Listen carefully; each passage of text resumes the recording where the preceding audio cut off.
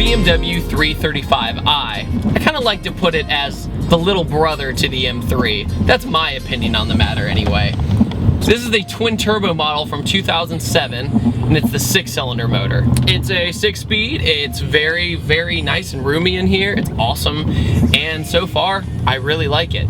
Since this is twin turbocharged, it has turbo lag. Very appropriate for the license plate, obviously. This car belongs to my friend Hunter, and before I knew Hunter, I didn't really know much about the 335i. I thought it was just another 3 Series. My opinion of BMW was very, if it doesn't have an M on it, I don't really care. I know that sounds really mean and blunt, but it was true until I met Hunter. It's always weird jumping in a car like this, coming from my Mustang, which is, naturally aspirated, very torquey, power's there instantly. But with this, it has that dramatic turbo lag. So you get that nice little boost. So I'll give it a little downshift and 1, 2, 3, boost! Woo! And slow down. Now the steering is pretty heavy. It's very German. I know that's a kind of a weird way to put it, but German cars tend to have heavier steering than Japanese or American cars, in my opinion. It's not a bad thing. The steering feels really great. It's very direct and it puts you exactly where you want it to be. We have an incredibly rainy and dreary day outside, but this is brightening up my day driving this. Now the seats, they're leather in here and they're extremely comfortable. I could definitely see myself taking a very long road trip in this car and not really have a problem. Now the difference between the stock 335i and Hunter's 335i is he recently found out at the dealership that before he bought this car, it had a Dynan Stage 2 tune on it.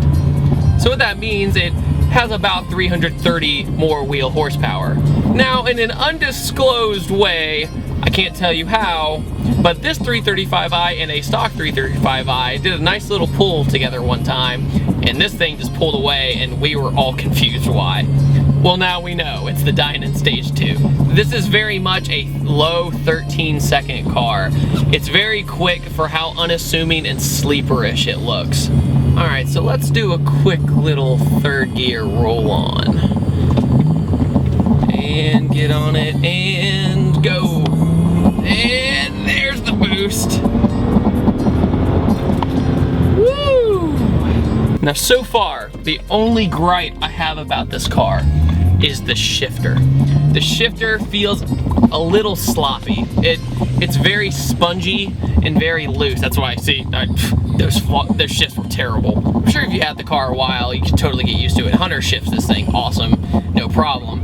But as a stock shifter, it could have definitely used some work in my opinion. It's very, very spongy, and there's no notchy or satisfaction when you throw it into gear. This is my first car review in the rain, believe it or not, and so far, even when getting on it, traction had no problem. It just went and went. Along with the whole shifter thing, there's a few other things that I don't know if I'm a fan of. The windshield wipers, for example, during today, they're automatic and they go and they sense the rain. I kind of like having that full control of being able to adjust my windshield wipers. I mean, a few of those options are pretty good. The headlights come on automatically, so that's good, and it auto locks if you're walking away.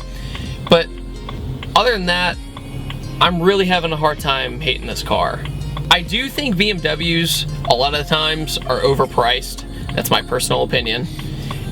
And I know they are very high quality, but I can see why back in 2007 this car was a pretty penny. All right, here we go. Woo! All right, very nice. Another thing I've done so many times accidentally in this car is when you hit the blinker to turn it off, you just tap it. You don't push it all the way down, you just tap it. and I consistently want to just keep hitting it all the way down and it won't turn off, and I'm like, what am I doing wrong, car? But that's more of my fault than the car's fault. So, verdict time. In the end, would I recommend a BMW 335i? Well, if you can get past the German maintenance cost, and you can get one from the 2007 era with the twin turbo setup, I say go for it. It's a great car, great all-around car, great commuter car. If your goal is to go modification, I don't know if it's the best choice because German cars are ridiculously expensive to modify. That's just in my personal experience. Don't listen to me if I'm wrong. But if you're just looking for an all-around good car to get around in, this is an awesome, fantastic piece of machinery. So kudos to BMW. Now go back to this stuff. Stop making these big old giant cars that are not even close to the M anymore. Anyways, guys, thank you for watching this car review once again, and I'll see you guys later. Take it easy.